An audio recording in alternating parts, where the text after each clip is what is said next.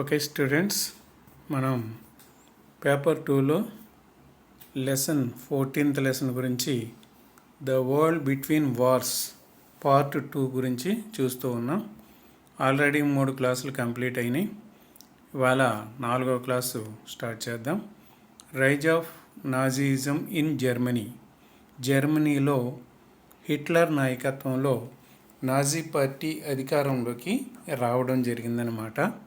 ఈ జర్మనీలో ఈ హిట్లర్ అధికారంలోకి వచ్చినటువంటి విధానం, అతను తర్వాత అనుసరించినటువంటి విధానాల గురించి మనం ఈ క్లాసులో మనం చూద్దాం. German economy faced severe crisis after the war and the German government began to print currency notes on a large scale and this resulted inflation. First world war అయిపోయింది. ఫస్ట్ వరల్డ్ వార్లో మరి జర్మనీ అనేటువంటిది పూర్తిగా ఓడిపోవడం అనేటువంటిది జరిగింది. అంతేకాకుండా first world war అనంతరం జరిగినటువంటి వర్సెస్ ట్రీటీలో జర్మనీ మీద అనేకమైనటువంటి అవమానకరమైనటువంటి షరతులతో వాళ్ళు కొన్ని సంధిని ఏర్పాటు చేయడం అనేటువంటిది జరిగింది. ఈ యుద్ధానికి అంతటికీ జర్మనీయే కారణంగా వాళ్ళు పేర్కొన్నారు. జర్మనీ సైన్యాన్ని తగ్గించేశారు. జర్మనీ యొక్క కాలనీస్ అన్నీ లాగేసుకున్నారు. అలాగే జర్మనీ చేతిలో ఉన్నటువంటి ఆల్సేస్ లొరెన్ బొగ్గుగని ప్రాంతాలని ఫ్రాన్స్ దేశం తీసేసుకోవడం అనేటువంటిది జరిగింది. అట్ దట్ టైం 1929లో మరి ఈ గ్రేట్ డిప్రెషన్ అనేటువంటిది రావడం, దానివలన కూడా జర్మనీ ఎకానమీ అనేటువంటిది చాలా ఇబ్బందులకి గురవడం అనేటువంటిది జరిగిందనమాట. అటువంటి టైంలో జర్మనీలో ఉన్నటువంటి గవర్నమెంట్ ఏం చేసిందంటే ఎక్కువగా కరెన్సీ నోట్లను ప్రింట్ చేసి మార్కెట్లోకి వదిలేయడం అనేటువంటిది జరిగిందనమాట. దాంతో ఇన్ఫ్లేషన్ అనేటువంటిది, ప్రతి ద్రవ్యోల్బణం అనేటువంటిది రావడం అనేటువంటిది జరిగింది. ఇక మనం కూడా అలాగే అనుకుంటూ ఉంటాం, గవర్నమెంట్ చేతిలోనే కదా డబ్బులు ప్రింట్ చేయడం ఉంటుంది, గవర్నమెంట్ డబ్బులు ప్రింట్ చేసేసి మన అందరికీ కూడా పనిచేయచ్చు కదా అని చెప్పేసి మనం అనుకుంటాం. కానీ అలా చేసినట్లయితే ఏమవుతుందంటే ఇన్ఫ్లేషన్, ద్రవ్యోల్బణం అనేటువంటిది బాగా పెరిగిపోవడం అనేటువంటిది జరుగుతుందన్నమాట. అంటే ద్రవ్యోల్బణం, ఇన్ఫ్లేషన్ అంటే ఏంటంటే వస్తువుల యొక్క ధరలు విపరీతంగా పెరిగిపోతాయి. వస్తువుల యొక్క ధరలు విపరీతంగా పెరిగిపోవడాన్ని ఏమంటారంటే ఇన్ఫ్లేషన్ అని చెప్పేసి పిలవడం అనేటువంటిది జరుగుతుందన్నమాట. అంటే ఏంటంటే గవర్నమెంట్ డబ్బులు ప్రింట్ చేసేస్తుంది, మనందరికీ ఇచ్చేస్తుంది, మనందరి దగ్గర డబ్బులు ఉంటాయి, అందరం ఒకేసారి మార్కెట్ మీద పడతాం వస్తువులు కొనుక్కోవడానికి. ఆ వస్తువులేమో తగినంత సప్లై అనేటువంటిది ఉండదు. అప్పుడేమవుతుంది, ఆ వస్తువు యొక్క ధర చాలా విపరీతంగా పెరిగిపోవడం అనేటువంటిది జరుగుతుంది. ఉదాహరణకి ఒక కారు ధర 3 లక్షలు ఉందనుకుందాం. 3 లక్షలు ఉన్నప్పుడు మరి పేదవారు ఎవరో కొనలేరు, కారుని 3 లక్షలు పెట్టి కొనలేరు. మరి గవర్నమెంట్ డబ్బులు ప్రింట్ చేసేసి కారు కొనుక్కోండిరా అని చెప్పి ప్రతి వాళ్ళకి ఒక్కొక్క 3-5 లక్షల్లో పంచిపెట్టేసింది అనుకోండి. అప్పుడు ఏం చేస్తాం, అందరం కూడా ఒకే రోజు మనం కారు కొనేయడానికి షోరూమ్కి వెళ్ళిపోదాం. షోరూంలో ఎంత చేస్తే 4-5 కార్లు ఉంటాయి, మనం వెళ్ళిన జనమేమో 100లో ఉన్నాం. సో అక్కడేమవుతుంది, షోరూమ్ వాడు ఏం చేస్తాడు, ఇంతమందిని చూసి 3 లక్షల కారు 6 లక్షలకు పెంచేస్తాడు. ఎవరైతే 6 లక్షలు ఇస్తారో అతనికే నేను కారు అమ్ముతాను అని చెప్పి అంటాడనమాట. దాని ద్వారా ఏమవుతుంది, వస్తువుల యొక్క ధరలు పెరిగిపోతాయి. అంటే ఇది ఒక కారు విషయంలోనే కాదు, మన నిత్యావసర వస్తువుల విషయంలో కూడా అదే జరుగుతుంది. మన దగ్గర ఎక్కువ డబ్బులు ఉన్నప్పుడు ఎక్కువ నిత్యావసర వస్తువులు కొంటాం, ఏసీలు కొనడానికి ట్రై చేస్తాం, ఫ్రిడ్జ్లు కొనడానికి ట్రై చేస్తాం, లేకపోతే బండి కొనుక్కోడానికి ట్రై చేస్తాం, లేకపోతే సైకిల్ కొనుక్కోడానికి ట్రై చేస్తాం. ఇలా ట్రై చేయడం, ఎక్కువ డబ్బులు గవర్నమెంట్ ప్రింట్ చేసి మనకి ఇచ్చేయడం వల్ల ఏమవుతుందంటే ఒకేసారి అందరూ డిమాండ్ చేస్తారు వస్తువుల్ని, కానీ వాటి యొక్క ప్రొడక్షన్ అనేటువంటిది తక్కువగా ఉంటుంది. దాంతో వాటి యొక్క ధరలు అనేటువంటివి పెరిగిపోవడం జరుగుతుంది. దీన్ని ఏమంటారంటే ఇన్ఫ్లేషన్ అంటారనమాట. జర్మనీ గవర్నమెంట్ చేసిన తప్పు కూడా అదే. ఈ కరెన్సీ అందుబాటులో లేదు కాబట్టి, ప్రజల దగ్గర డబ్బు లేదు కాబట్టి మనమే ప్రింట్ చేసి ప్రజలకి ఇచ్చేద్దామని చెప్పేసి ఎక్కువ కరెన్సీ ప్రింట్ చేసి ప్రజలకు ఇవ్వడంతో అందరూ కూడా ఒకేసారి వస్తువుల్ని డిమాండ్ చేయడం అనేటువంటిది జరిగిందనమాట. ఆ విధంగా కరెన్సీ ఎక్కువ ప్రింట్ చేయడం కూడా మన జీడిపి ఎంతైతే ఉందో అంతే మనకి కరెన్సీ అనేటువంటిది గవర్నమెంట్ ప్రింట్ చేయడం జరుగుతుంది. జీడిపి అంటే మనం అనుకున్నాం కదా, 1 ఇయర్లో, ఒక సంవత్సర కాలంలో మన దేశ ప్రజల యొక్క మొత్తం ఆదాయాన్ని మనం జీడిపి, గ్రాస్ డొమెస్టిక్ ప్రోడక్ట్ అని చెప్పి పిలుస్తాం అన్నమాట. ఆ జీడిపి అయితే ఎన్ని వేల కోట్లు అయితే ఉందో అన్ని వేల కోట్ల కరెన్సీ మాత్రమే ప్రింట్ చేయడం అనేటువంటిది జరుగుతుందన్నమాట. నెక్స్ట్ మనం చూసినట్లయితే USA helped Germany and German economy to stabilize by 1928. USA itself was deeply affected by the depression in 1929 and could no longer help Germany. అదేవిధంగా మరి ఈ 1928 సంవత్సరం వరకు జర్మనీకి కొంతవరకు అమెరికా ఆర్థిక సహాయం చేసింది. అంటే మొదటి ప్రపంచ యుద్ధంలో ఓడిపోయి ఉంది, ప్రజలు కష్టాల్లో ఉన్నారు. అటువంటి పరిస్థితుల్లో అమెరికా ఈ జర్మనీ దేశానికి కొంత ధనం అనేటువంటిది అప్పుగా ఇవ్వడం, సాయం రూపంలో ఇవ్వడం జరిగింది. అయితే 1929 వచ్చేటప్పటికి అమెరికాలోనే స్టాక్ మార్కెట్ కుప్పకూలిపోయింది కాబట్టి, అమెరికాలో మనకి గ్రేట్ డిప్రెషన్ అనేటువంటిది స్టార్ట్ అయింది కాబట్టి 1929 తర్వాత అమెరికా కూడా జర్మనీకి ఏ విధంగానూ సహాయం చేయలేకపోయిందనమాట. ఆ విధంగా ఈ జర్మనీ యొక్క కష్టాలు ఇంకా బాగా పెరగడం అనేటువంటిది జరిగిందనమాట. ఇక్కడ మనకి ఎల్లో కలర్లో కనిపిస్తున్నటువంటి దేశమే జర్మనీ అనమాట. ఎల్లో కలర్లో కనిపిస్తున్నటువంటి దేశం జర్మనీ. జర్మనీ క్యాపిటల్ బెర్లిన్ అనమాట. పైన జర్మనీ పైన బెర్లిన్ రాసింది కదా, మన ఇండియాకి ఢిల్లీ క్యాపిటల్ ఎలాగో అలాగే జర్మనీ యొక్క క్యాపిటల్ బెర్లిన్ అనమాట. ఈ విధంగా ఈ జర్మనీ అనేటువంటి దేశం మొదటి ప్రపంచ యుద్ధానంతరం జరిగినటువంటి నష్టాలతో చాలా ఆర్థిక ఇబ్బందులకు గురి కావడం అనేటువంటిది జరిగిందనమాట. The German economy was the worst east by the depression. 1929లో అమెరికాలో స్టార్ట్ అయ్యి ప్రపంచవ్యాప్తంగా వచ్చినటువంటి డిప్రెషన్ వలన ఎక్కువ ఇబ్బందులు పడిన దేశం ఏదయ్యా అంటే జర్మనీ. ఎందుకంటే ఆల్రెడీ యుద్ధంలో లాస్ అయిపోయి ఉంది. యుద్ధానంతరం మరి అక్కడ సరైనటువంటి గవర్నమెంట్ అనేటువంటిది ఫామ్ అవ్వలేదు. ఉన్న గవర్నమెంట్ ఏమో ఎక్కువ డబ్బులు ప్రింట్ చేసి ఇచ్చేయడం, దాంతో వస్తువుల యొక్క ధరలేమో పెరిగిపోవడం అనేటువంటిది జరిగింది. అంటే ఏదైనా వస్తువుని కొనుక్కోవాలంటే కట్టలు డబ్బులు పట్టుకెళ్ళాలి. ఆ కట్టలు డబ్బులు పట్టుకెళ్తేనే కానీ ఆ వస్తువు రాదు. ఎందుకంటే ఈ వస్తువు విలువలు, ధరలు పెరిగిపోతాయి, కరెన్సీ యొక్క వాల్యూ ఏమో తగ్గిపోవడం అనేటువంటిది జరుగుతుందన్నమాట. By 1932 industrial productions was reduced to 40% of the 1929 level. అయితే తర్వాత 1932 సంవత్సరం వచ్చేటప్పటికి కొద్దిగా పరిశ్రమలలో ఉత్పత్తి అనేటువంటిది మెరుగుపడడం అనేటువంటిది జరిగింది. 1929 కంటే 1932 వచ్చేటప్పటికి పరిశ్రమలు అనేటువంటివి కొంత డెవలప్మెంట్ అనేటువంటిది, ఆ ప్రొడక్షన్ అనేటువంటిది డెవలప్ అవడం అనేటువంటిది జరిగిందనమాట. By 1932 the number of unemployed touched 6 millions. 1932కి జర్మనీలో దాదాపుగా 6 మిలియన్స్ అంటే 60 లక్షల మంది నిరుద్యోగులు, అన్ఎంప్లాయిడ్ పీపుల్ అనేటువంటి వాళ్ళు ఉండడం అనేటువంటిది జరిగిందనమాట. On the streets of Germany you could see men with placards around their necks saying willing to do any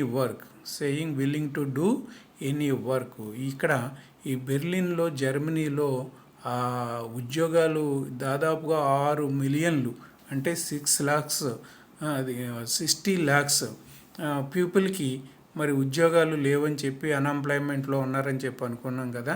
మరి అన్ఎంప్లాయ్మెంట్లో ఉన్నప్పటికీ రోజు మనం ఆహారం తీసుకోవాలి, బట్టలు కట్టుకోవాలంటే డబ్బులు ఉండాలి. కాబట్టి వాళ్ళందరూ కూడా రోడ్డు మీదకు వచ్చి ఏ పని చేయడానికైనా సిద్ధం అనేటువంటి ఒక ప్లకార్డ్ మీద రాసుకుని, మనం ఏదైనా సమ్మెలు చేసినప్పుడు అది బయటకు ప్లకార్డ్ పట్టుకుని వెళ్తుంటాం చూడండి. పచ్చని చెట్లు, ప్రగతికి మెట్లు అని చెప్పేసి ప్లకార్డ్ మీద రాసుకుని ర్యాలీగా ఊళ్ళో తిరుగుతాం కదా మనం. అలాగే వీళ్ళు కూడా ప్లకార్డులు ఏమని రాసుకున్నారట, willing to do any work. ఏ పని చేయడానికైనా సిద్ధమే అని ఆ బోర్డులో రాసుకుని, ఇక్కడ చూడండి, ఏ పని చేయడానికైనా సిద్ధమే అనేటువంటి బోర్డులు రాసుకుని ఆ ప్లకార్డులు మెడలో వేలాడేసుకుని వాళ్ళు వీధుల్లో తిరుగుతూ ఉండేవారు. ఏంటంటే ఎవరికైనా పని అవసరమైన వ్యక్తి కావాలంటే ఆ వీధుల్లో తిరుగుతుంటే ఆ ప్లకార్డు చూసి, ఓహో ఇతను పని కోసం వచ్చాడు అని గమ్మున అతనికి పని ఇవ్వడానికి కుదురుతుంది. ఆ ప్లకార్డు లేదనుకోండి, ఏమో ఈదిలో వెళ్ళిపోతున్నాడేమో, అలాగా ఎవరో ఏ పని నుండి వెళ్తున్నారేమో అనుకుంటాం.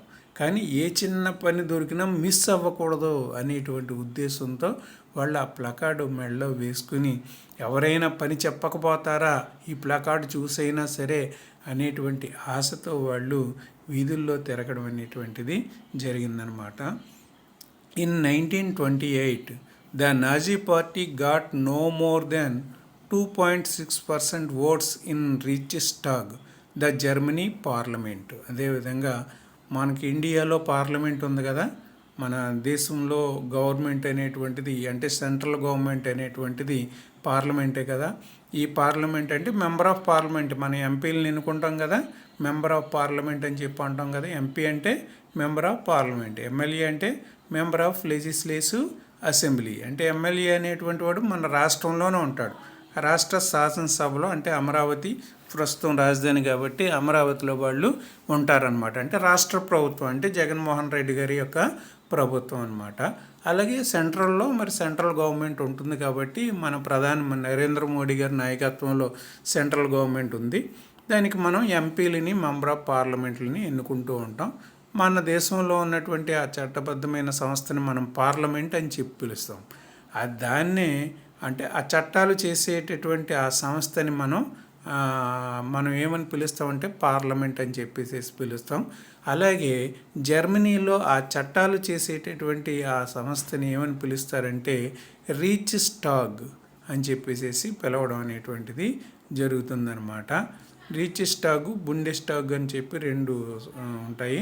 అంటే మనకి లోక్సభ, రాజ్యసభ అన్నట్టుగా, లోక్సభ, రాజ్యసభ అన్నట్టుగా అక్కడ జర్మనీలో రీచ్స్టాగ్, బుండెస్టాగ్ అనేటువంటివి ఉంటాయన్నమాట. అందులో రీచ్స్టాగ్లో మనకి లోక్సభకి మనకి ఎన్నికలు జరుగుతూ ఉంటాయి ప్రతి 5 సంవత్సరాలకు ఒకసారి.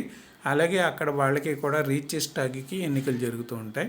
అయితే 1928లో జరిగిన ఆ ఎన్నికలలో హిట్లర్ స్థాపించినటువంటి నాజీ పార్టీ కేవలం 2.6% ఓట్స్ మాత్రమే గెయిన్ చేయగలిగింది. అంటే ప్రతి 100 మందిలోనూ దాదాపుగా 3 మాత్రమే ఈ పార్టీకి ఓటు వేశారు. ఇప్పుడు 1928లో ఈ హిట్లర్ స్థాపించినటువంటి ఈ నాజీ పార్టీ అనేటువంటి దానికి ప్రతి 100లో దాదాపుగా 3 మాత్రమే ఓట్ చేయడం అనేటువంటిది జరిగిందనమాట. By 1932, it had become the largest party with 37% votes. అయితే 1932 వచ్చేటప్పటికి అది అంటే దాదాపుగా ఒక 4 years గడిచేటప్పటికి హిట్లర్ నాయకత్వంలో ఉన్నటువంటి ఫాసిస్ట్ పార్టీ అనేటువంటిది బలాన్ని పుంజుకోవడం అనేటువంటిది జరిగిందనమాట. బలాన్ని పుంజుకుని దాదాపుగా ఈ become the largest party with 37% votes. అంటే ఆ బుండెస్టాగ్లో ఎక్కువ ఓట్లు పొందినటువంటి పార్టీగా, అంటే ప్రతి 100 మందిలో 37 మెంబర్స్ ఈ హిట్లర్ స్థాపించినటువంటి నాజీ పార్టీకి 1932లో ఓట్ చేయడం అనేటువంటిది జరిగింది. అంటే 1928లో 3% మాత్రమే ఓటింగ్ ఉంది. 4 years గడిచేటప్పటికి హిట్లర్ తన ఉపన్యాసాలతో ప్రజలందరినీ కూడా మొబిలైజ్ చేసి ఆ ఓటింగ్ శాతాన్ని చాలా గణనీయంగా పెంచుకోవడం అనేటువంటిది జరిగిందనమాట. 1932లో 37% ఓట్స్ హిట్లర్ నాయకత్వంలో ఉన్నటువంటి నాజీ పార్టీ అనేటువంటిది సాధించుకోవడం అనేటువంటిది జరిగిందనమాట. ఇది మనం చూసినట్లయితే స్వస్తిక్ గుర్తు మన భారతదేశంలో హిందూ మతంలో ఈ స్వస్తిక అనేటువంటి గుర్తుని చాలా పవిత్రమైనదిగా మనం భావిస్తూ ఉంటాం. చాలామంది ఇళ్లలో కూడా ఈ స్వస్తిక్ గుర్తు అనేటువంటిది ఉండడం అనేటువంటిది జరుగుతుందన్నమాట. The red banners with the swastika, the Nazi salute and the ritualized rounds of applause after the speeches were all part of this special spectacular power. ఇక్కడ మనకి ఏంటంటే ఈ హిట్లర్ అనేటువంటి ఆయన నాజీ పార్టీని స్థాపించి కొన్ని ప్రత్యేకమైనటువంటి అంశాలని తీసుకురావడం అనేటువంటిది జరిగిందనమాట. అలాగే హిట్లరు తన నాజీ పార్టీకి ఒక ప్రత్యేకమైనటువంటి ఫ్లాగ్ని తయారు చేయడం అనేటువంటిది జరిగిందనమాట. ఆ ఫ్లాగ్ మీరు ఈ పిక్చర్లో చూస్తూ ఉన్నారు.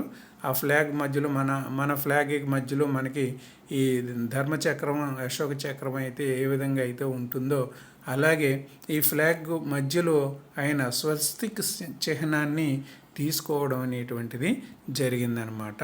The Nazi salute. అదేవిధంగా మనం చూడండి ఆగస్టు 15కి అది జాతీయ జెండాకి సాల్యూట్ చేస్తాం. అంటే జాతీయ జెండాని ఎగురవేసిన తర్వాత అక్కడ వచ్చినటువంటి వాళ్ళందరం కూడా జాతీయ జెండాకి మనం సాల్యూట్ చేయడం అనేటువంటిది జరుగుతుందన్నమాట. అలాగే హిట్లర్ వచ్చినప్పుడు ఆ సభల్లోనూ సమావేశాల్లోనూ ఆ వచ్చిన వాళ్ళందరి చేత కూడా సాల్యూట్ చేయించేవాడు అనమాట. అది ఒక విధమైనటువంటి ప్రజల్లో ఒక విధమైనటువంటి భావోద్వేగాన్ని, నేషనలిజంని మనం చెప్పుకున్నాం కదా. సెకండ్ వరల్డ్ వార్కి, ఫస్ట్ వరల్డ్ వార్కి కూడా ఈ తీవ్రమైనటువంటి జాతీయతా భావమే ఒక కారణంగా మనం చెప్పుకున్నాం కదా. ఆ జాతీయతా భావాన్ని పెంపొందించడానికి ఈ నాజీ సాల్యూట్ని ఇతను ఏర్పాటు చేయడం జరిగింది. The ritualized rounds of applause after the speeches. అదేవిధంగా హిట్లరు లేదా ఇతర నాయకులు స్పీచెస్ ఇచ్చిన తర్వాత ఈ చప్పట్లు కొట్టే సిస్టాన్ని హిట్లర్ అనేటువంటి వాడు ప్రవేశపెట్టడం అనేటువంటిది జరిగిందనమాట. అంటే ఎలా పడితే అలా చప్పట్లు కొట్టడం కాకుండా ఒక సర్టెన్ మేనర్లో చప్పట్లు కొట్టడం అనేటువంటి సిస్టాన్ని ఈయన స్టార్ట్ చేయడం జరిగింది. ఆ చప్పట్లు కూడా ఎప్పుడు ఆఫ్టర్ ద స్పీచెస్ వాళ్ళు హిట్లర్ కానీ లేదా ఇతర అధినాయకులు కానీ ఉపన్యాసాలు ఇచ్చిన తర్వాత ప్రజల గురించి, దేశం గురించి, పార్టీ గురించి ఆ ఉపన్యాసాలు అందించిన తర్వాత అయిపోయిన తర్వాత ఈ రిచువలైజ్డ్ అపియల్స్ అనేటువంటిది, క్లాప్స్ అనేటువంటివి మీరు రిచువలైజ్ అంటే మాకు చూడండి, మనకి కూడా మీటింగ్స్ జరుగుతూ ఉంటాయి. ఆగస్ట్ 15th కానీ, రిపబ్లిక్ డే కానీ, స్కూల్ డే కానీ, యాన్యువల్ డే కానీ, ఇంకా రామానుజం బర్త్డే కానీ, ఇలా రకరకాల డేలు మనం చేసుకుంటూ ఉంటాం. నవంబర్ 14th ఇలాగా. ఆ టైంలో సార్స్ అందరూ కూడా మాట్లాడుతారు, ఉపన్యాసాలు ఇస్తారు. ఉపన్యాసం అయిపోగానే మీరు ఏం చేస్తారు, ఒక క్రమమైన పద్ధతిలో క్లాప్స్ కొడతారు. ఎలా పడితే అలా కాకుండా మన పీడీ సారు విజిల్ వేస్తారనమాట. ఆ విజిల్ ఏ విధంగా అయితే ఆయన విజిల్ ద్వారా సూచనలు ఇస్తారో అదే టైప్లో మీరు ఆ క్లాప్స్ అనేటువంటివి కొడతారు. అంటే ఏంటి, ఒక రిథంలో ఎలా పడితే అలాగే కొట్టేయడం, క్లాప్స్ కొట్టడం కాకుండా ఒక సర్టెన్ రిథంలో పీటీ గారు విజిల్ వినగానే మీరు ఏం చేస్తారో, ఆయన విజిల్ ఏ రిథంలో అయితే విజిల్ వేశారో అదే రిథంలో మీరు క్లాప్స్ కొట్టడం అనేటువంటిది జరుగుతుందన్నమాట. అటువంటి సిస్టాన్ని హిట్లర్ అనేటువంటి ఆయన మరి ఏర్పాటు చేయడం అనేటువంటిది జరిగిందనమాట. ఈ విధంగా హిట్లరు అనేకమైనటువంటి చర్యలు తీసుకున్నాడు తన పార్టీని డెవలప్ చేయడానికి. Hitler mobilised his supporters on the promise of establishing the racial supremacy of Aryan Germans over the world. అదేవిధంగా హిట్లరు ఇక్కడ మనకేంటంటే ఆర్యన్ జాతి అంటే మనది కూడా, ఇండియాది కూడా ఆర్య నాగరికత. స్టార్టింగ్ నాగరికత సింధు నాగరికత అయినప్పటికీ కూడా ఆ సింధు నాగరికత అనేటువంటిది భూస్థాపితం అయిపోయి మనకి తర్వాత ఎప్పుడో 1922లో బ్రిటిష్ వాళ్ళు భూమి దగ్గర తవ్వకాలు జరిపినప్పుడు ఆ నాగరికత బయలుపడడం అనేటువంటిది జరిగింది. అయితే మనకు కంటిన్యూస్గా వస్తున్నటువంటి నాగరికత మన ఇండియాలో ఆర్య నాగరికత నుంచి కూడా మనకి బ్రేక్ లేకుండా మనకి సమాజం వెళ్తూ ఉంది. మన ఇండియాలో తొలి ప్రజలు కూడా ఆర్య జాతికి చెందినటువంటి వాళ్ళే.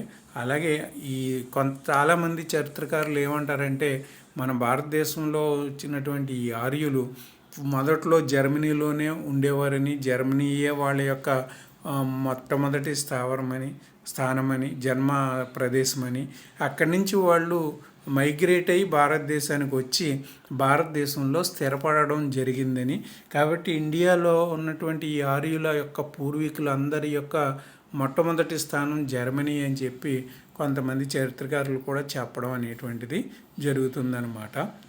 ఈ విధంగా రేషియల్ సుప్రిమసీ అంటే మా జాతే గొప్పది, ప్రపంచంలో ఉన్న జాతులందరిలోకి కూడా మా జాతే గొప్పది అనేటువంటి భావాన్ని ప్రజల్లోకి అతను తీసుకెళ్ళడం అనేటువంటిది జరిగిందనమాట.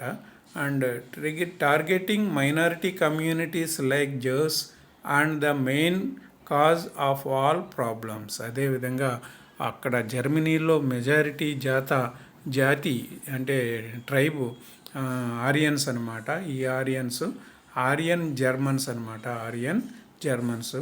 అయితే అక్కడ కొద్ది మొత్తంలో మరి యూదులు, తెలుగులో యూదులు అంటాం, లైక్ ద జ్యూస్ అనేటువంటి జాతి వారు కూడా కొంతమంది ఆ ప్రదేశంలో నివసించడం అనేటువంటిది జరిగిందనమాట. ఈ మైనారిటీ జాతి వారిని హిట్లరు టార్గెట్ చేయడం అనేటువంటిది జరిగిందనమాట. ఎందుకంటే ఫస్ట్ వరల్డ్ వార్లో మనం ఓడిపోవడానికి కారణం వీళ్ళే, యూదు జాతి వాళ్ళే. ఎందుకంటే యూదులు మన ఆంధ్రప్రదేశ్లో వైశ్యులు అంటే కౌంట్లు అంటాం కదా, వాళ్ళు ఏ విధంగా అయితే వర్తక వ్యాపారాల్లో బాగా పేరు ప్రఖ్యాతులు గాయించారో, అలాగే జర్మనీ కూడా ఈ యూదు జాతి వాళ్ళు వర్తక వ్యాపారాలకి పేరుగాంచారనమాట.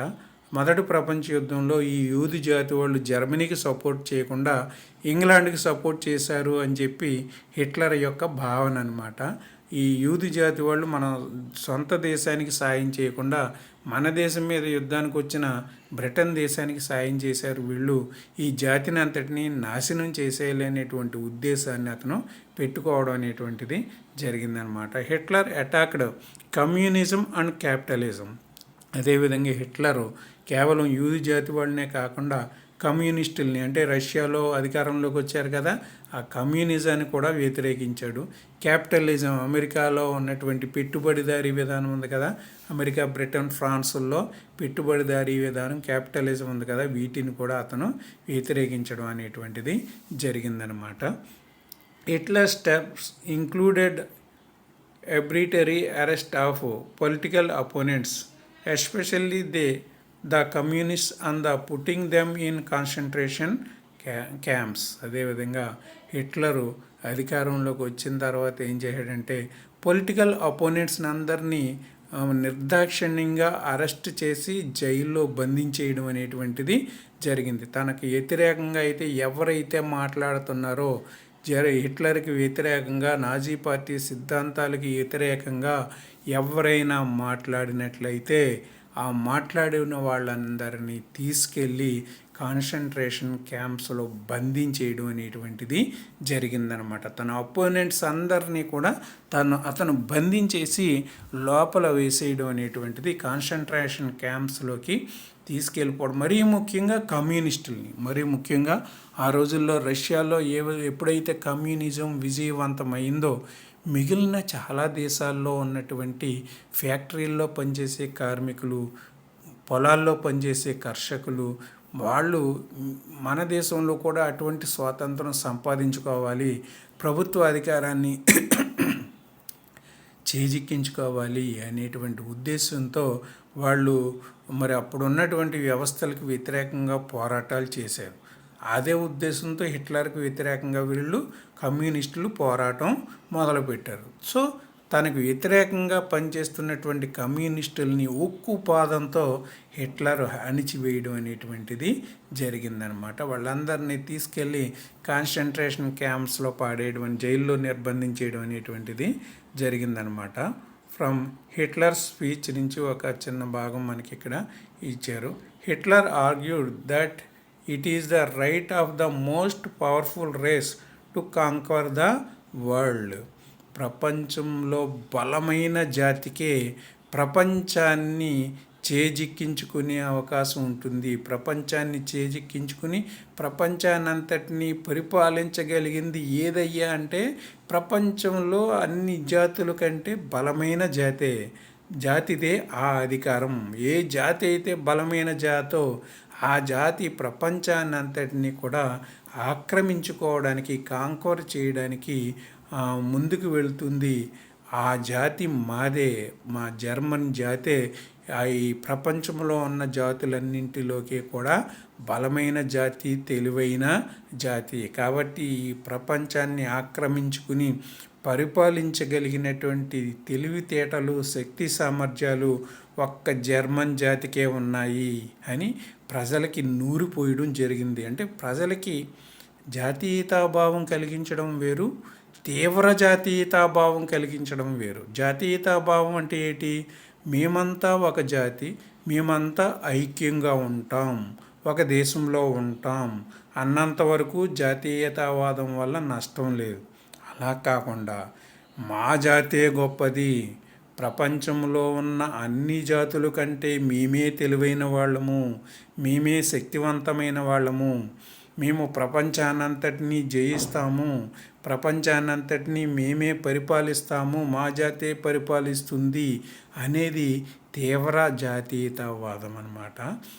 అగ్రెసివ్ నేషనలిజం అన్నమాట. ఇంగ్లీష్లో అగ్రెసివ్ నేషనలిజం అంటారు, తెలుగులో తీవ్ర జాతీయతాభావం అని చెప్పి పిలుస్తారనమాట. అటువంటి అగ్రెసివ్ నేషనలిజాన్ని ఈయన హిట్లర్ అనేటువంటి వాడు మరి బాగా ఆ ప్రజలందరికీ నూరిపోయడం అనేటువంటిది జరిగిందనమాట. It is for this earth it is not allotted to any one, Nar is it presented to any one as a gift. ఇక్కడ ఈ భూమి అనేటువంటిది ఎవరికి గిఫ్ట్గా ఇవ్వలేదు. ఎవరికి గిఫ్ట్గా, బహుమతిగా ఇవ్వలేదు.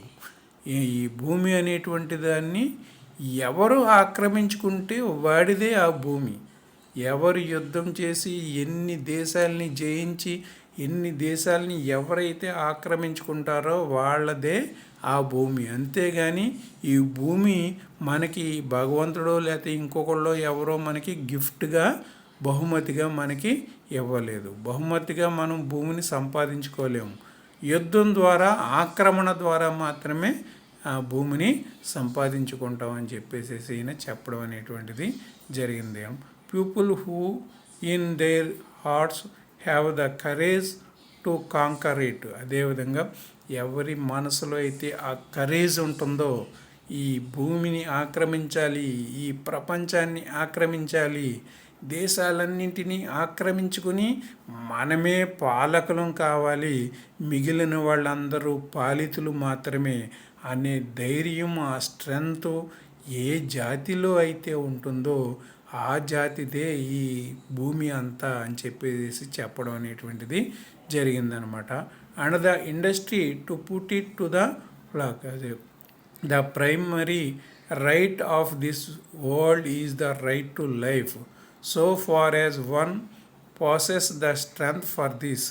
Hence, on this basis of this right, various nations will always find ways adapting its territory and its population size. అదేవిధంగా ఈ విధంగా జర్మనీలో ఎప్పుడైతే తీవ్రమైనటువంటి జాతీయతా భావం అనేటువంటిది వ్యాప్తి చెందడం అనేటువంటిది జరిగిందో, మరి చుట్టుపక్కల ఉన్నటువంటి దేశాల్లో చూస్తూ ఊరుకోరు కదా, వాళ్ళు కూడా మరి జాతీయతాభావాన్ని పెంపొందించుకుని ఎవరి మటుకు వాళ్ళే తమ జాతి గొప్పదంటే, ఈ జర్మనీలో హిట్లరు మేము జర్మన్ జాతే గొప్పది అంటాడు, ఇటలీలో ముస్సోలినీ ఏమో మా జాతే గొప్పది అంటాడు ఆయన, మరి రష్యాలో కమ్యూనిస్టులు మేమే గొప్ప, మా కమ్యూనిజమే గొప్ప అంటారు వాళ్ళు.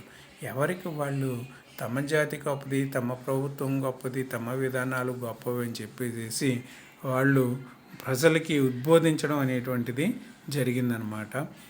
Is Hitler promoting the idea of world conquest area? Do you think world should belong to those who have power and strength alone? అయితే ఈ హిట్లర్ ఇచ్చినటువంటి ఐడియాని మీరు అంగీకరిస్తారా?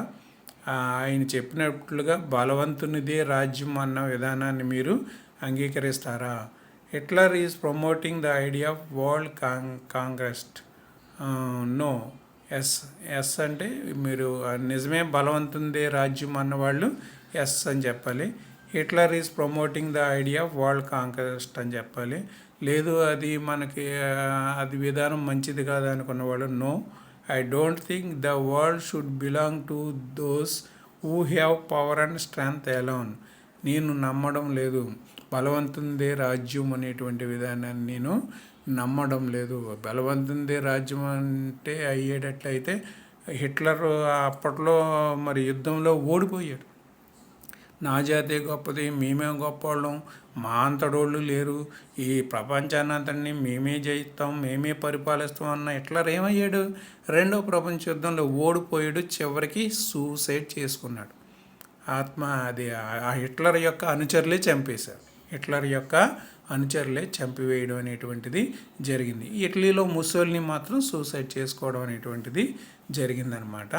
The world should belong to who have ideas of democracy, peace and globalization. ఈ ప్రపంచం ఎవరిది అంటే ఏ ఏ దేశ ప్రజలైతే ప్రజాస్వామ్యబద్ధంగా ఉంటారో, ఏ దేశంలో అయితే ప్రజాస్వామ్య ప్రభుత్వం ఉంటుందో, ఏ దేశ ప్రజలైతే ప్రపంచంలో అన్ని దేశాల ప్రజల్ని అన్నదమ్ముల్లాగా చూస్తారో, శత్రువులుగా కాకుండా, ఎనిమీస్గా కాకుండా ఫ్రెండ్స్ లాగా ఎవరైతే చూస్తారో ఆ దేశానిదే ఈ ప్రపంచం అని చెప్పేసి మనం చెప్పవచ్చు. అంతేగాని మా జాతే గొప్పది అన్నవాడిది కాదు, లేకపోతే మా దేశమే గొప్ప దేశం అన్నవాడిది కాదు. ఏ దేశమైతే శాంతి స్నేహాలతో ప్రపంచంలో అన్ని దేశాలతో ముందుకు వెళ్తూ ఉంటుందో, అదేవిధంగా ఆ దేశంలో ప్రజలకి స్వేచ్ఛా స్వాతంత్రాలను అందిస్తుందో అటువంటి దేశాన్ని గొప్ప దేశంగా మనం చెప్పవచ్చు అనమాట.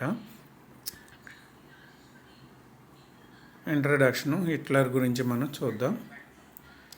ముందుగా ఇది ఏంటంటే 1929లో మనకి ఆర్థిక మాంద్యం అనేటువంటిది రావడం జరిగిందా, గ్రేట్ డిప్రెషన్ అనేటువంటిది రావడం జరిగింది. దానికి సంబంధించి a New York offers to sell his roadster after losing his money in stock market each. అదేవిధంగా ఒక ఆయన అమెరికాలో 1929లో మరి ఇది రావడం జరిగింది కదా, ఆర్థిక మాంద్యం అనేటువంటిది, గ్రేట్ డిప్రెషన్ అనేటువంటిది రావడం జరిగింది.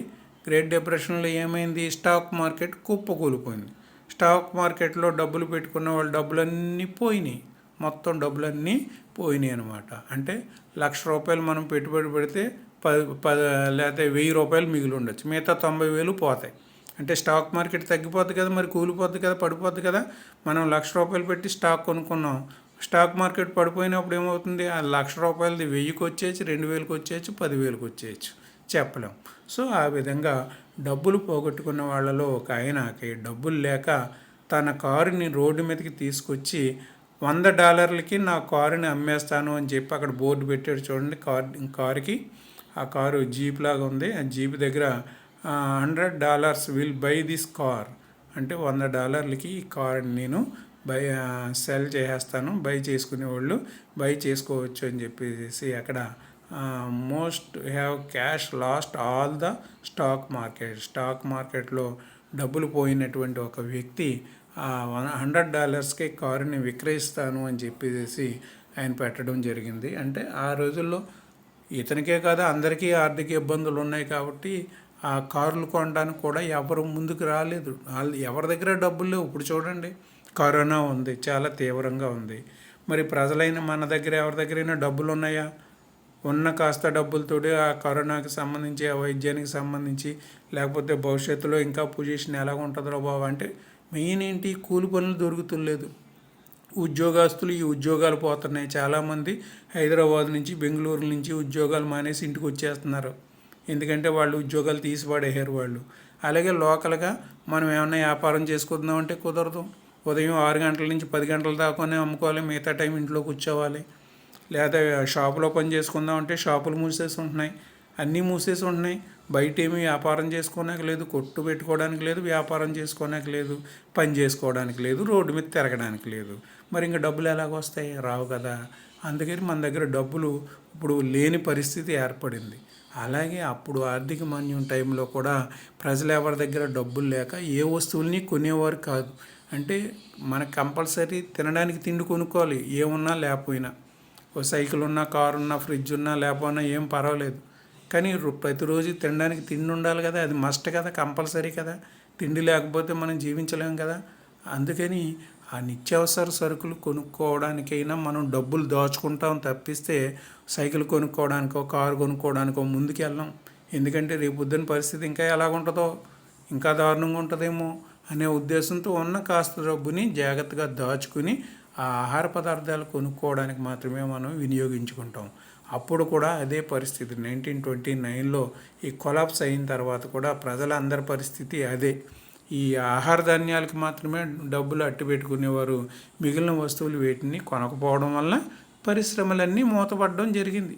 మనం వస్తువులు కొంటేనే కదా వాడు ప్రొడక్షన్ చేసేది. వాడు ప్రొడక్షన్ చేస్తే కదా అందులో ఉద్యోగస్తులు పనిచేసేది. మనం వస్తువులు కొన్నప్పుడు వాడు ప్రొడక్షన్ చేసుకుని ఇంట్లో దాచుకోవాలి. ఎక్కడ దాస్తాడు? కార్లు గీర్లను దాయలేడు కదా. సో ఏం చేస్తాడు? కంపెనీ మూసేస్తాడు. కంపెనీ మూసేస్తే ఏమవుతుంది? ఆ కంపెనీలో పనిచేసే ఉద్యోగులు అందరూ రోడ్డు మీద పడతారు. వాళ్ళ ఆదాయం పోతుంది. మళ్ళీ వాళ్ళు వస్తువులు కొనడం మానేస్తారు. ఇంకో కంపెనీ మూతపడిపోద్ది. అలాగే ఒక చైన్ లాగా జరుగుతుంది అనమాట. Next, all boys between the age 6 to 10 went through a preliminary training in Nazi ideology. At the end of the training, they had to take the following oath of loyalty to Hitler. అదేవిధంగా 6 నుంచి 10 సంవత్సరాలు వయసు కలిగినటువంటి చిన్న వయసులోనే వాళ్ళకి మెదళ్లలో Hitler తన Nazi party సిద్ధాంతాలని నూరి పోసేసేవాడు. 6 నుంచి 10 సంవత్సరాల వయసు ఉన్న పిల్లలు ఎవరైతే చెప్పినా నమ్మేస్తారు. వాళ్ళకి సొంతంగా తెలివితేటలు రావు. అంటే 18 సంవత్సరాలు దాటితే కానీ మనంతటా మనం ఈ ప్రపంచాన్ని, మనుషుల మనస్తత్వాలని అర్థం చేసుకోలేము. ఈ 5 నుంచి 10 సంవత్సరాల వయసు ఉన్న పిల్లలు అసలు అర్థం చేసుకోలేరు. ఆ వయసులోనే హిట్లర్ ఏం చేసేవాడంటే ఈ పిల్లల స్కూల్స్, కాలేజీలో ఈ నాజీ పార్టీ సిద్ధాంతాలని బాగా నూరేసి వాళ్ళ బుర్ర నిండా పోసేసేవాడు అనమాట. హిట్లరే గొప్పోడు, ఇంకా మన దేశాన్ని హిట్లర్ ఎక్కడికో తీసుకుపోతాడో, ఆయన చెప్పిందల్లా మనం పాటించేస్తే చాలు, అది తప్ప ఒప్ప పక్కనాడే. హిట్లర్ చెప్పింది తప్ప ఒప్ప పక్కనాడే, ఆయన చెప్పిన పనుల్లో మనం చేసేద్దాం, మన దేశాన్ని ఒక గొప్ప పొజిషన్కి అతను తీసుకుపోతాడు అనేటువంటి భావాన్ని ఈ ప్రజల్లోనూ ఆ పిల్లల్లోనూ బాగా నూరు పోసేయడం అనేటువంటిది జరిగిందనమాట. In the presence of this, పైగా ఈ పిల్లల చేత ప్రతిజ్ఞ చేసుకునేవారనమాట. హిట్లర్కి అనుకూలంగా నాజీ పార్టీ సిద్ధాంతాలనే మేము పాటిస్తాము, నాజీ పార్టీ సిద్ధాంతాలే మా దేశానికి అవసరం. నాజీ పార్టీ సిద్ధాంతాలు అంటే ఏవి? హిట్లర్ ఏర్పాటు చేసుకున్నటువంటి రూల్స్ అండ్ రెగ్యులేషన్స్ లేదా లాస్ అనమాట. In the presence of the blood banner which respects our future, I swear to develop all my energies and my strength to the savior of our country, Adolf Hitler. మా దేశానికి strength ఎవరంటే Adolf హిట్లరే. అతను చెప్పినవి మేము పాటిస్తామని చెప్పేసి మనం ప్రతిరోజు మన భారతదేశానికి సంబంధించి మనం ప్లెడ్జ్ అవుట్ చేస్తూ ఉంటాం. ఆ విధంగానే ఈ హిట్లరే మా నాయకుడు, హిట్లర్ సిద్ధాంతాలే మాకు సర్వస్వం అనేటువంటి విధంగా ఈ స్టూడెంట్స్, అంటే 6 to 10 ఇయర్స్ ఏజ్ గ్రూప్ కలిగినటువంటి స్టూడెంట్స్ దగ్గర కూడా ఆ నాజీ పార్టీ సిద్ధాంతాలు, ఈ తీవ్ర జాతీయతా భావాన్ని బాగా నూరు పోసేయడం అనేటువంటిది జరిగిందనమాట. రాబర్ట్ లే, head of the German labour party, set. అదేవిధంగా జర్మనీలో మరొక పార్టీ లేబర్ పార్టీ అని చెప్పి ఒకటి ఉండేది.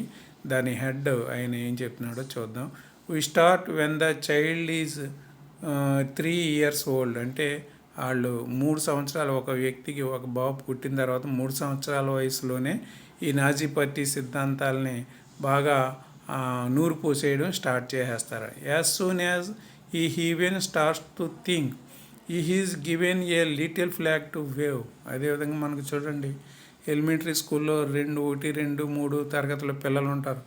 అప్పుడు వాళ్ళకి ఏంటంటే ఆగస్టు 15 వచ్చింది అనుకోండి, చేతికి మన నేషనల్ ఫ్లాగ్ కొట్టించి ఒరే ఇదిలో పరిగెట్టండిరా, ఈ జాతీయ జెండాకి జయ్యండి అంటారా అన్నాం అనుకోండి, వాళ్ళకి సంతోషం. అది ఏదో గొప్ప అనుకుంటారు. అంటే గొప్పే, మన దేశం యొక్క జాతీయత పతాకాన్ని మనం ఒక జాతీయ భక్తి భావంతో ఆ స్టూడెంట్స్కి చెప్పగానే వాళ్ళు అమ్మో నిజమే మన దేశం, మన జాతీయ పతాకం, మా జాతీయ జెండాకి జై అని చాలా సంతోషంగా వాళ్ళు ఆ జెండాని ఎగరవేసుకుంటూ వీధుల్లో పరిగెట్టుకుంటూ వాళ్ళు వెళ్తూ ఉంటారనమాట. ఆ చిన్న వయసులో ఒక రకమైన జాతీయతా భావం పెంపొందించడం జరుగుతుంది. జాతీయతా భావాన్ని పెంపొందిస్తే పర్లేదు, కానీ వీళ్ళు తీవ్రమైన జాతీయతా భావాన్ని పెంపొందించడం అనేటువంటిది జరిగిందనమాట. They come school the Hitler youth military services, but when all this is over we don't let go of anyone. The labor front takes hold of them and keeps hold until they go to the grave, whether they like it or not. అదేవిధంగా ఇక్కడ ఈ labour front అనేటువంటిది Nazi పార్టీకి అనుబంధంగా ఉన్నటువంటి మరొక సంస్థ అన్నమాట. ఈ సంస్థ ఈ విద్యార్థులందరికీ కూడా మరి దేశభక్తి భావాన్ని బాగా నూరిపోయడం అనేటువంటిది, ఆ స్టూడెంట్స్లో కొంతమందికి ఇష్టం ఉన్నా లేకపోయినా సరే బలవంతంగా ఈ సిద్ధాంతాలని వాళ్ళ చేత ఆచరింప చేయడం అనేటువంటిది జరిగిందనమాట. ఉమెన్ అండర్ నాజీస్ అంటే హిట్లర్ కాలంలో, హిట్లర్ పరిపాలనలో ఈ స్త్రీల యొక్క పరిస్థితి ఏ విధంగా ఉందనేటువంటిది మనం చూద్దాం. In an address to women at Nuremberg party rally 8th September 1934, Hitler said, అంటే 1934లో ఈ హిట్లర్ తన పార్టీ యొక్క ర్యాలీ, ఇక్కడ చూడండి ఎంతమంది అంటే మనం ఇటువంటివన్నీ మనం సైన్యంలో చూస్తాం, అదే మన రాజకీయ పార్టీల సమావేశాలు అనుకోండి, ఇంక జనం ఎలా పడితే అలా ఉంటారు జనం. ఇక్కడ చూడండి ఒక లైన్లో, ఒక ఆర్డర్లో, ఒక పద్ధతిలో ఉన్నారు వాళ్ళందరూ. మన రాజకీయ పార్టీ సమావేశాలు అనుకోండి, ఆడు దోసుకుంటా ఈయన దోసుకుంటా ఆడు, జగన్ దగ్గరికి అంటే వెళ్ళిపోవాలి, జగన్ దగ్గరగా చూసేయాలి అని మనం అనుకుంటూ ఉంటాం. ఒకళ్ళని గెంటుకుంటూ పోతూ ఉంటాం. అంటే ఒక క్రమశిక్షణ, ఒక పద్ధతి ఉండదు. కానీ హిట్లర్ అలా కాదు, ఒక క్రమశిక్షణ, ఒక పద్ధతి, ఒక విధానం అవన్నీ కూడా అలవాటు చేయడం అనేటువంటిది జరిగిందనమాట. 1934లో న్యూరెంబర్గ్లో జరుగుతున్నటువంటి ఆ ర్యాలీలో మహిళల గురించి హిట్లర్ ఏ విధంగా పేర్కొన్నాడో చూద్దాం. We do not consider it correct for the woman to interfere in the world of the man. In his main sphere, we consider it natural that these two worlds remain distinct. What the man gives in courage on the battlefield, the woman gives in internal self-sacrifice, in internal pain and suffering. Every child that women bring to the world is a battle waged for the existence of her people. అదేవిధంగా ఇక్కడ ఇతను ఏం చెప్పాడంటే, పురుషులు వార్లో కష్టపడతారు, యుద్ధంలో కష్టపడతారు. ఈ మగవాళ్ళందరూ కూడా యుద్ధానికి వెళ్ళి యుద్ధాలు చేస్తూ శత్రువుల్ని చంపుతూ వీళ్ళు చచ్చిపోతూ, పురుషుడు పడే కష్టం ఎక్కడయ్యా అంటే వార్లో, యుద్ధంలో, దేశం కోసం చేసేటటువంటి యుద్ధం.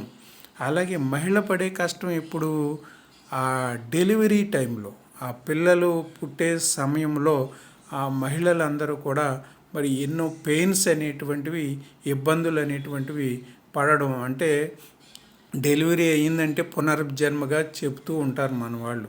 ఈ మధ్యకాలంలో కాస్త హాస్పిటల్ ఇవన్నీ వచ్చినాయి కాబట్టి కొద్దిగా బెటర్గానే పొజిషన్ ఉంది. కానీ పూర్వకాలంలో డెలివరీ అయిందంటే ఆ తల్లి మరణం నుంచి బయటపడినట్టుగానే ఉండేదన్నమాట.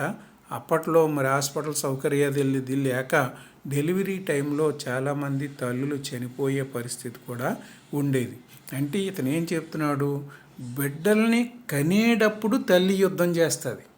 అంటే బిడ్డని బయటికి తీసుకురావడానికి, ప్రపంచంలోకి బిడ్డని తీసుకురావడానికి తల్లి యుద్ధం చేస్తుంది.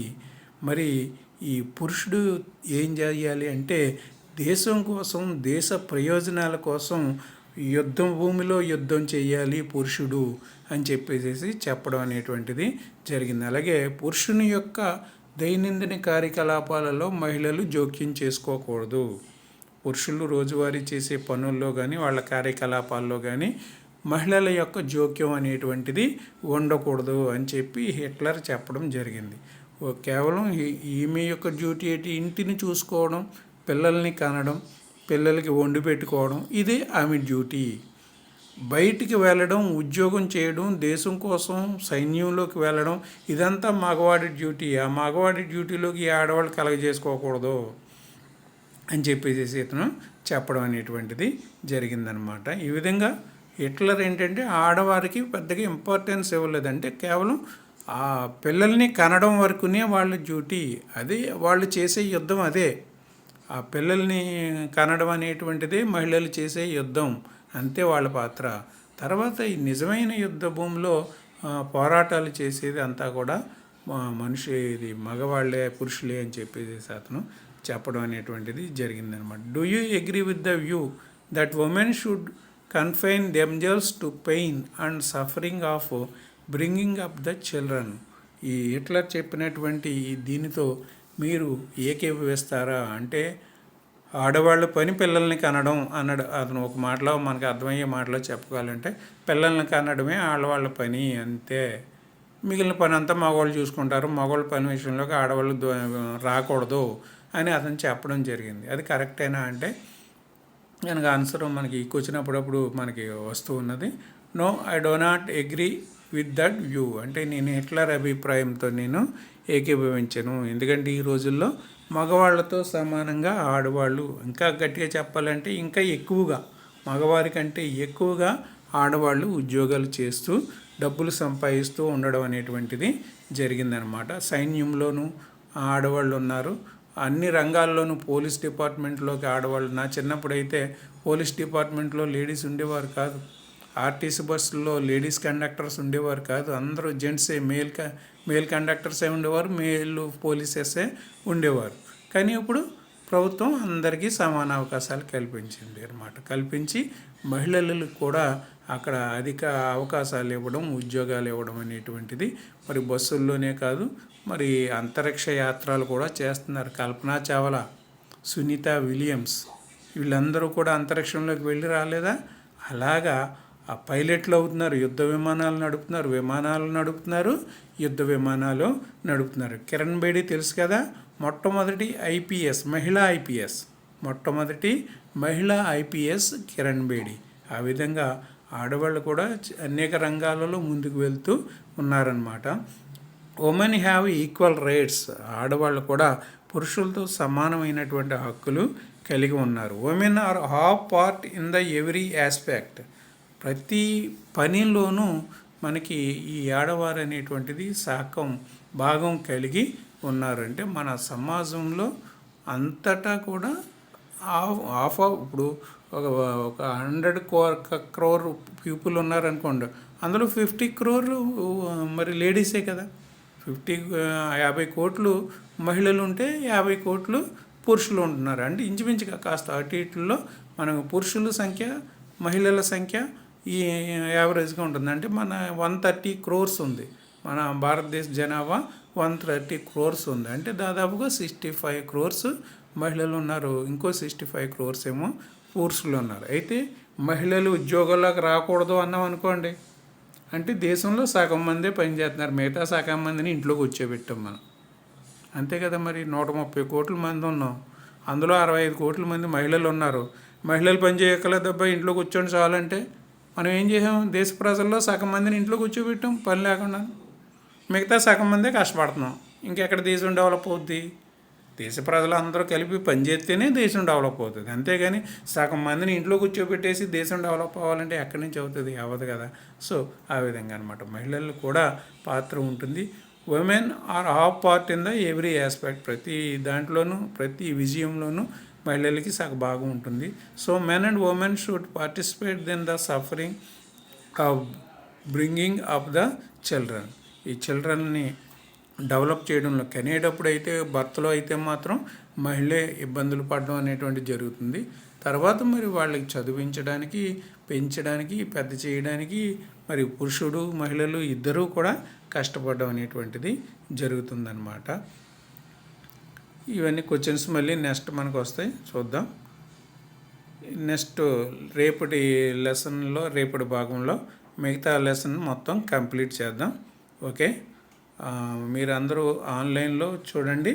ముఖ్యంగా ఈ ఆన్లైన్ టెస్ట్ కూడా స్టార్ట్ చేశాను. అందరూ కూడా మీరు జీమెయిల్ ఓపెన్ చేసుకోవాల్సి ఉంటుంది కంపల్సరీ.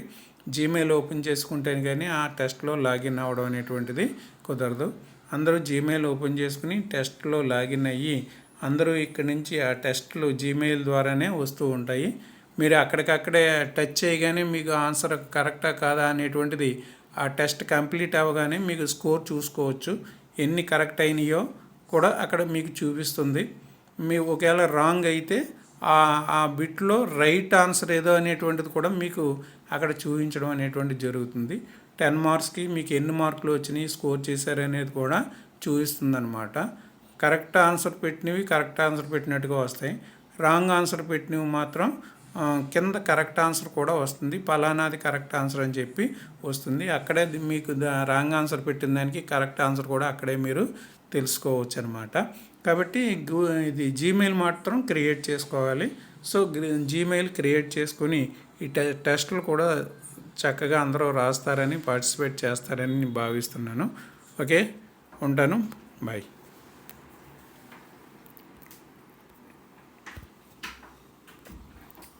ఎవరో ఇద్దరు ఫోన్ చేశారు.